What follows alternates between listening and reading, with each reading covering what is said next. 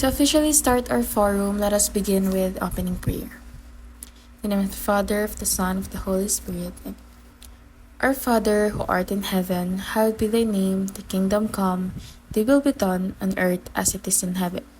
Give us this day our daily bread, and forgive us our trespasses, as we forgive those who trespass against us. And lead us not into temptation, but deliver us from evil. In the name of the Father, of the Son, of the Holy Spirit. Amen. My vocation, priestly life, religious life. Single blessedness, married life. Disclaimer, due to Father Armand's emergency meeting, he was unable to attend the scheduled interview.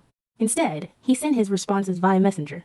Additionally, the religious vocation interview can be found in the final part of the video. We hope you find the interview insightful.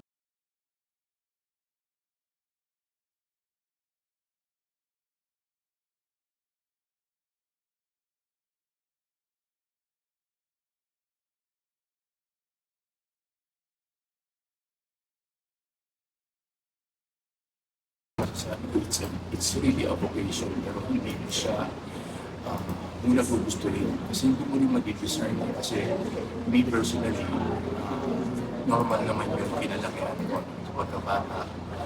Nagkaroon din ng mga crushes, like that. Pero eventually habang tumatagal, ma-feel mo ano pa talaga yung gusto mo sa buhay. What particular goal do you want to reach in able na maging successful? Actually, I graduated in management, so matters, no? Pero hindi, after graduation, we have our own business, pero hindi ko rin sinalo. Business ng dati, hindi ko rin sinalo. Sabi ko, hindi, may nangarap ako something na kailangan ma-realize ko para sa sarili. I'm able for me na sabihin ko, ito talaga gusto ko yung so, with that, naging close kasi ako sa mga religious, no? Sa mga Dominicans. Like Dominicans, no? Halos mga kaibigan ko, mga fathers, mga brothers, mga seminarista. So, yung patong tayo mo, parang siguro ginusto na yung Panginoon na ka talaga i-push para yun yung way na dadalhin mo. So, iisip ko, paano yan next time? Wala akong asawa, wala akong bubuhay. Sino kapakain sa akin? So, tinatanong ko yan sa spiritual director. Sabi na niya sa akin, you work too much. Wala ka pa ng trust sa Panginoon. Kasi kapag yung mga trabaho, hindi mo kailangan i-worry yan. When you step away, siya na mismo ang magkasabi ko kung nangyari sa akin. So, kumbaga, yun lang yung nakakawakan ko natin. Pagkamalawan ito. Sigurado, sabi ko parang, feel ko naman ako magiging sobrang matanda. Basta ang pinapray ko lang lagi as a single blessedness, no? At dumating ang oras ko, hindi yung one-way ticket. Isang lang, isang flow lang, tapos na. Hindi ko gusto yung hindi magkakalaga pa sa akin, mas mahirap sa akin. Next. Masasabi kong good ang aking marriage life with God's guidance. I'm always asking God's guidance. Every day I pray to God to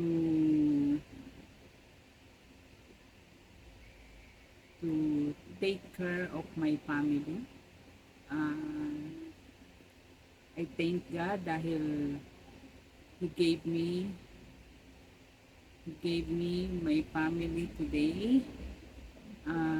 Na-enjoy namin ang mga araw-araw naming buhay with the help of our Lord Jesus Christ.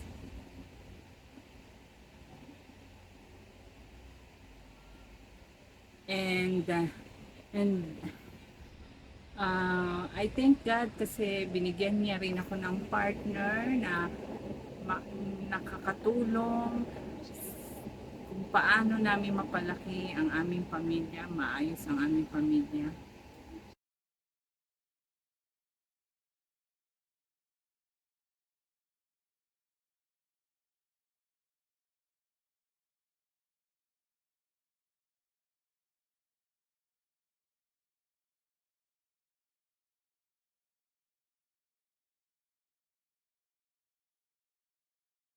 Yes, hindi single blessedness, super dami. Kasi alam mo naman, no? Alam niyo, buhay talaga na, buhay natin dito eh. Habang anak na kailangan, laki mo, dapat makapag-aral ka. Tapos mag-aral, ikaw magpapapatog, tapos baka makaasawa ka. Kaya mo yung daily routine na nangyayari sa akin. Yung daily routine, talagang routine na kailangan natin na so, habang nag-iisip ako, bakit gusto ko ng single blessedness, marami talaga challenges like, first sa family, o sa family, hindi naman masyado nag-issue. Dahil, alam mo, kasi nakikita na nila, kasi parang ako, mamaling bakit ko, one, religious, sana sa religious side, pero it came out na hindi. But still, I am with them. Still, bibigyan ko din ng family. Kasama ko sila. Kumbaga yung journey namin, parang mabilis. Dati kasi kapag nakikita ko yung sa mga fathers, ako yung mga fathers, may sariling pamilya sila kapag namamatay sila. Parang after na living, parang tanggap na nila bilis nila tanggapin na hindi mo nagkakaroon ng problema. Ayaw mo nila pumasok. Parang bilis nilang tanggapin. So, parang kasasama ko sa mga napag-aralan ko, yung realization, kailangan alam mo na mangyayari talaga yan. So, before mangyayari yung mangyayari, kailangan tanggapin. Next time mangyayari sa akin yan. So kung nangyari sa akin, ano kailangan ko gawin para matanggap ko, be able to live life continuously hanggang sa tayo. Tayo naman kunin, kaya ka natin magkapit. So going back to challenges, ang mga tanong niya, mga pamagana, bakit ko naman sa akin? Kung huwag siya sa akin, dahil po, walang pera dyan. Mahirap na buhay yan. Kung sa loob-loob mo, kung lahat naman tayo gusto nyo yung kasama, ano mangyayari sa spiritual side na kadala? So, dapat lang pantay pa rin. Siguro, napakasal ko na, Lord, ikaw na bahala kung saan mo kailangan susunod. Sige pa rin, huwag nilagay mo sa pagkakalit, susunod ka. Eh ngayon, nilagay mo ko dito sa single blessedness kasi meron ka kailangan gawin. Susunod na, tatanggapin.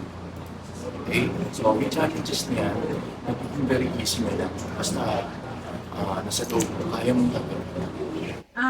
Alam naman natin, we all know that every day we are facing challenges in our life, especially with our marriage life. Lahat tayo nakakaranas ng challenges and at lahat ng challenges natin sa buhay, mapa-marriage man yan, mapa-personal life man yan, mapa-single ka man, ay kailangan nating ihingi ang guidance ni Lord para ito ay malampasan natin. So, as a marriage, kailangan nating magkaunawaan, magrespeto sa isa't isa para maisalba ang marriage.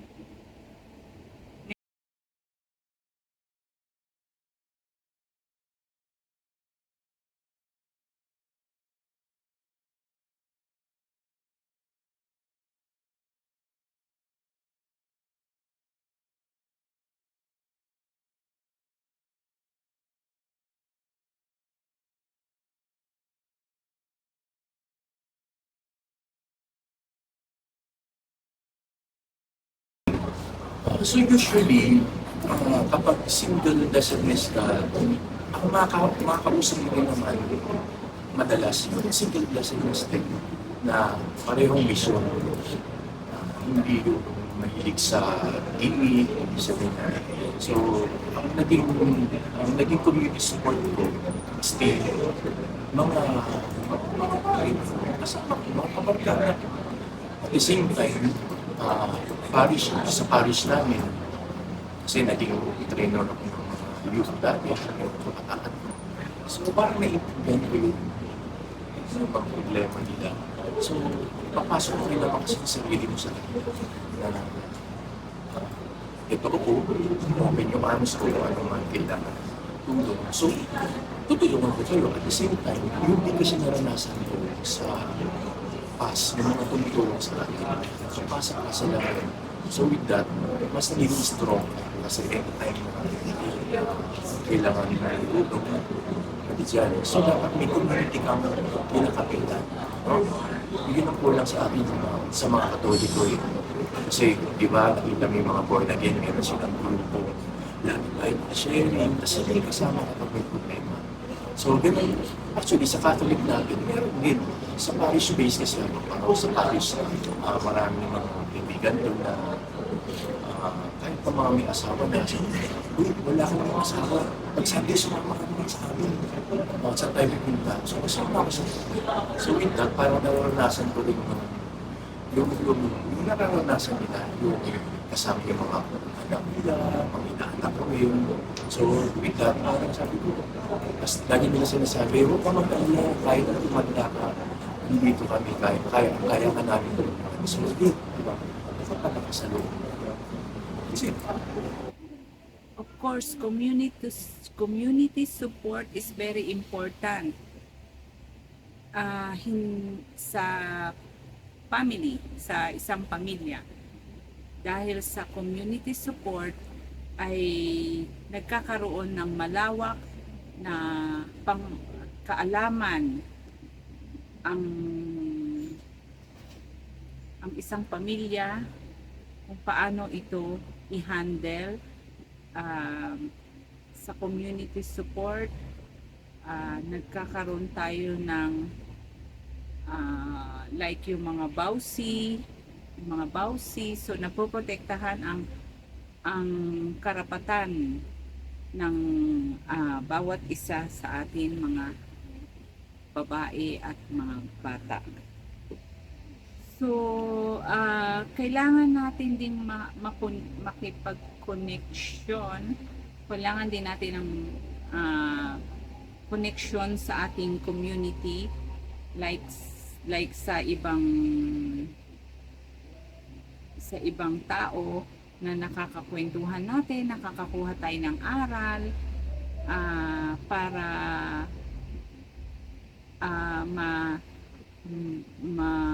ma-apply natin yung mga magagandang aral na naririnig natin sa kapwa natin. May mga pamilya na, mga nanay na kung paano nila hinahandle ang kanilang marriage life.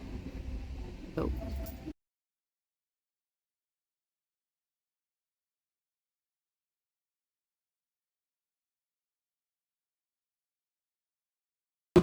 hindi natin masasabing may ritual, no? Hindi natin masasabing may ritual. Since kasasama ko sa mga kaparian, sa community ko. So, usually, napaka-normal na everyday prayer. Para ka rin religious. It's just you're outside the convent. No? Kasi hindi mo pwedeng lahat kayo kahit na hindi ka pare sa convent. Pinili natin na sa labas sa convent. But we have the same mission. Kung ano yung mission ng mga kaparian, ng mga brothers, hindi mission ko. Pero sa labas. In fact, mas nakakatulog pa kami sa kanila kasi sila mismo alam nila na sinasabi wala ka naman paano ka magbibigay ng payo sa mga mag-asawa mo. Wala eh. At kami naman sa labas na nakikita na-realize namin kung ano naman nangyayari sa labas. So with that, nakapagpayo din kami. No? By the way, pwede ko na rin i-flag. I belong to the late Dominicans. No? Ang Dominicans natin, we have Dominican fathers, pinagapatupad ng school natin ngayon dito, Christy. Then we have Dominican, the nuns, meaning yung mga nuns, yung mga babaeng mongha na hindi lumalabas sa loob ng monasteryo, trabaho naman nila, ipagdasal ng mga pare at saka kami. Okay? Third, we have the lay sisters, mga Siena sisters na active. Active kasi meron silang eskwelahan. Tuturo sila sa labas. Matre silang nasa labas. Then, lastly, kami yung mga lay Dominicans na pwedeng minasawa, pwede rin walang asawa, pwede rin maging lay Dominicans. Siguro in case dumating ang pagkakataon na tawagin din kayo ng Panginoon sa ganyan klaseng buhay, dapat pumabihin mo, hanggatin natin para sa mga. Okay? That's it. Na nag-growth ang paniniwala o ang faith ko sa Diyos dahil sa araw-araw ay hinihingi ko ang kanyang paggabay para sa aking pamilya, para sa aking mga anak, at sa buong pamilya na kami ay basbasan at ah, i-guide, hihingi ako ng guidance araw-araw para sa aming proteksyon at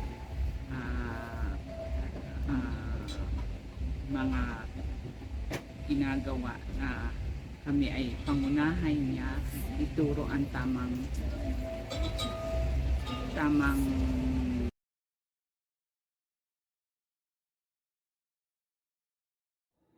Ako po si Kimberly S. Adviento. Ako po ay Bible Baptist at ang pangalan po ng aming church ay Society Bible Baptist Church of Malolos.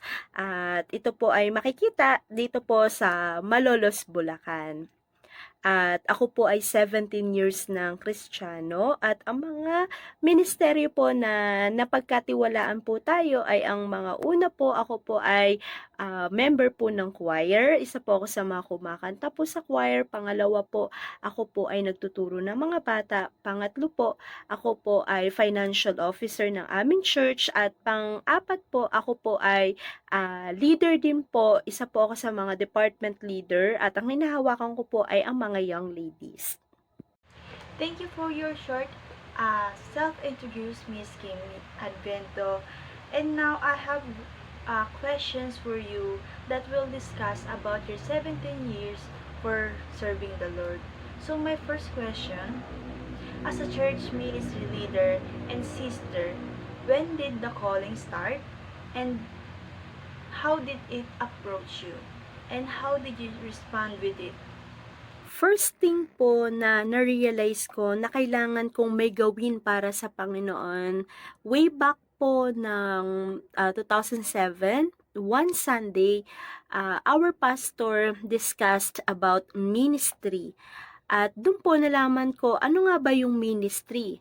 Ministry is not what we can get, but what we can do for Christ and for also to other people. At doon ko po nalaman na, teka, ano ba yung mga pwede kong gawin para sa Panginoon? Ayoko yung every Sunday a-attend lang ako na wala akong ginagawa. Gusto ko po yung maging involved ako sa gawain ng Panginoon.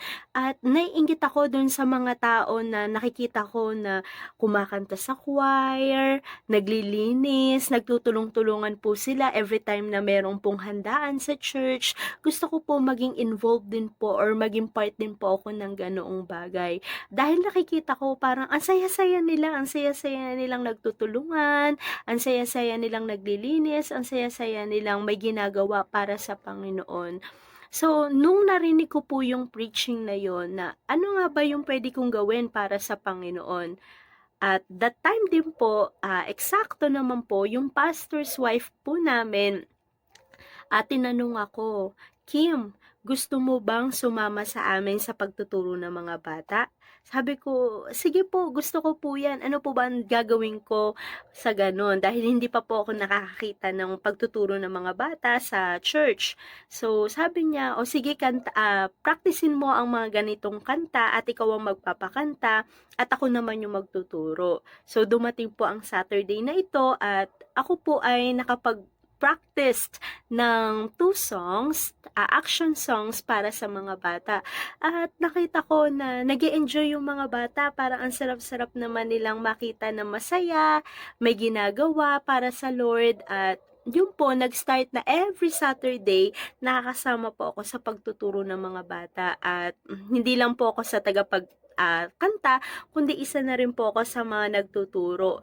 At way back then din po, doon ko po talaga mas lalong na-appreciate yung pagbabasa ng mga Bible stories. Kasi pala, dapat tama yung mga minimension nating names, tama yung mga happenings, yung mga instances, series na ating mga tinuturo sa kanila.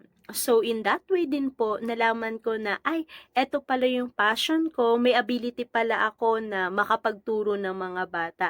And that way din po, na, mas lalo kong na-enjoy yung pagsiserve ko sa Panginoon. Every time na makikita ko yung mga bata sa daan, tatawagin nila akong Teacher Kim, Teacher Kim. Kahit yung mga magulang nila, nakukuha po natin yung respect dahil po yung mga anak po nila, nire-respeto po tayo. So, yung po yung isa sa mga great blessings po na meron po ako at doon ko rin po nalaman na mayroon po pala akong gift sa ganoong bagay po. Thank you, Miss Kim Advento, for sharing and answering for the first question. And now, we're going to proceed for the question number 2. For the question number 2, are you happy and satisfied to your response to continue to serve the Lord? And how do you say so? Ako po ay lubusang nagpapasalamat sa ating Panginoon dahil ako po ay nailagay sa ganitong mga ministeryo. Dahil dito po, naging can opener po ito para sa akin na kuhanin ang isang kurso na related din po sa ministry na meron po ako. Before po, ako po ay nagtuturo ng mga bata sa aming church at ngayon po, ako po ay licensed professional teacher na din po. Before po, wala po akong pangarap. Masasabi ko po na parang come what may ang aking buhay. Pero since then po na nalaman ko kung ano ba yung aking ability, kung ano ba yung aking passion, at yun po yung pagtuturo, yun din po yung course na aking kinuha sa kolehiyo. At wala pong pagsisisi mga kapatid dahil ako po ay nakagraduate, na-enjoy ko po yung pagtuturo at mas lalo ko po ngayong minamahal yung ministeryo na meron po ako sa tulong at habag ng Panginoon. Masaya pong maglingkod sa Panginoon. Minsan, mamamangha ka na lamang po dahil hindi mo kaya ang bagay na ito, pero dahil alam mong ipinanalangin or alam mong inilagak mo ito sa paanan ng Panginoon, nakayanan mo. So, in that way po, mas lalo po nating nalalaman na totoo pala ang salita ng Panginoon, totoo pala ang Diyos. Dahil sabi nga po sa Lamentation 3:23, there's a new every morning, great is thy faithfulness.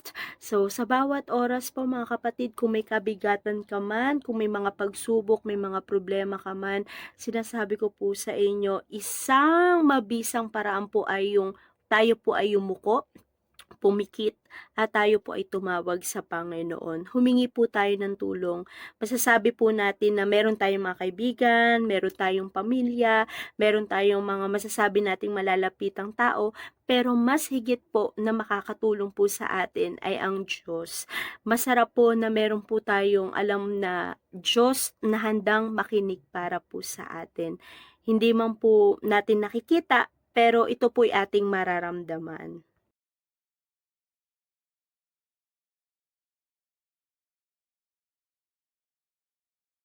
In regards of the personal journey, the journey toward embracing the vocation of priestly, religious, single blessedness, and married life often begins with a deep reflection on one's purpose and vocation.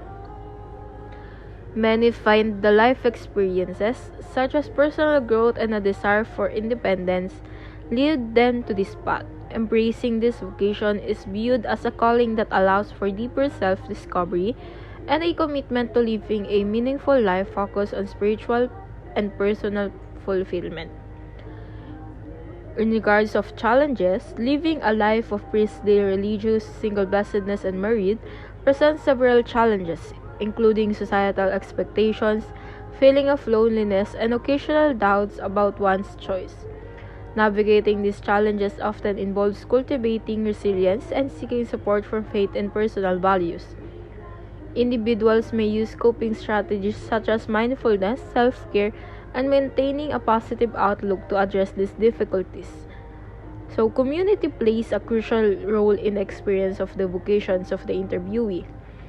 Many individuals find strength and inspiration by connecting with like minded individuals who share similar values and beliefs. This can be achieved through participation in religious groups, social organizations, or informal gatherings, where they can share experiences, support one another, and foster a sense of belonging. Since embracing the priestly, religious, single blessedness, and varied life, many experience significant spiritual growth, deepening their relationship with themselves and their faith. Engaging in practices such as prayer, meditation, or community service enhances their spiritual journey. Specific rituals such as attending Mass or participating in retreats often serve to reinforce their commitment and connection to their spiritual path. Closing prayer in the name of the Father and of the Son and of the Holy Spirit. Amen. Glory be to the Father and to the Son and to the Holy Spirit, as it was in the beginning, is now, and will be forever. Amen.